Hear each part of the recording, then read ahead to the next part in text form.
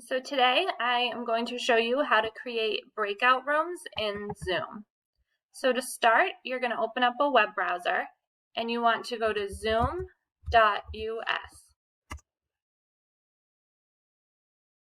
Then you're going to go over to My Account. It might have you sign in there. I'm already signed in though. On the left, go to Settings. And you can look through some of these settings while you're there and see which settings you might want. If it's blue next to the setting, that means that is enabled. If it's gray, it means that is disabled. So I'm going to go to my advanced in meeting settings. And you want to make sure that next to breakout room, it is blue. That enables you to do breakout rooms. I also have this box checked to allow the host to assign participants to breakout rooms when scheduling. That means I can pre-assign students to a breakout room when I'm scheduling the meeting so that I don't have to do it at the beginning of every meeting. Once you have that, you can start your Zoom meeting. When you're in your Zoom meeting now, you'll notice that you have a little button for breakout rooms. So you can click that breakout room button and it'll give you a couple of choices. The first choice is you could have the computer just randomly assign people to breakout rooms. You could choose how many different rooms you wanted and it would just be random. So if I have 2 rooms, there would be 2 people in each room. Just 1 room, that would have all 4 people. Or you can click on manually. Assigning breakout rooms manually will allow you to choose who is in each room. So this would be a way to do small groups where you want to make sure you have specific groups of kids together and a teacher in each breakout room. So then you're going to click Create Rooms. Here is where you can actually assign people to your breakout rooms. So if you'd like, you can rename them. So I'm going to name this Purple Group.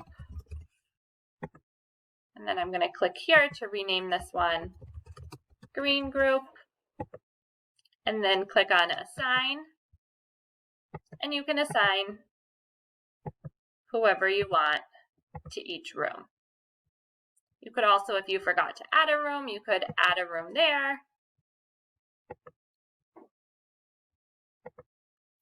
Now I'm also going to go to Options. You can click a few things to allow, depending on how you want your breakout rooms to run.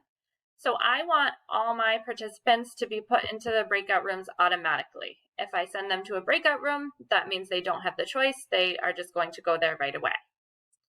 I do not want them to return to the main session at any time. So I'm going to uncheck that, and I'm going to have the breakout rooms close after 20 minutes. That means that my students will then be returned right into the main session after 20 minutes is over. And then you can also have a countdown timer so kids know how much time they have left in their rooms. So then I'm going to click Open All Rooms. So now all of my participants have been placed and are just going to their breakout rooms.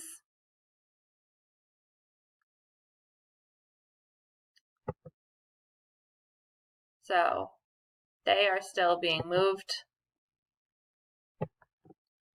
but they will get there. It's just taking some time. Now, if my groups are over and I want everyone back, you can either wait for that 20-minute timer to finish, or you can click Close All Rooms. So now all of those breakout rooms are going to close in 1 minute.